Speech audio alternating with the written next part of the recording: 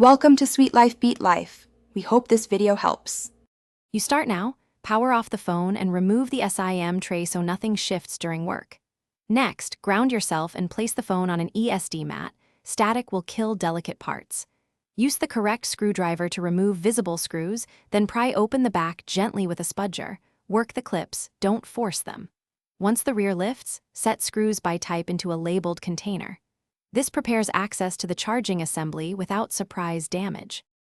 You now disconnect the battery to prevent shorts. This is non-negotiable. Then locate and detach the ribbon cable for the charging board. Use a plastic tool under the connector latch and flip it gently. Unscrew the board mounting screws and lift the assembly out while watching for hidden clips. Once out, clean corrosion with isopropyl alcohol and a soft brush so new part seats correctly. Make sure the new port matches orientation. Check pins and connectors before you install the replacement port by seating the board, reattaching screws, and reconnecting ribbons, leaving the battery until the end so you can test safely. Once reconnected, power on and plug in a known good cable and charger. Confirm charge indicator and data recognition. If it works, power off and reassemble the back panel and screws. If not, make sure to reseat connectors, test another cable or charger, and inspect solder joints. These common issues explain most failures.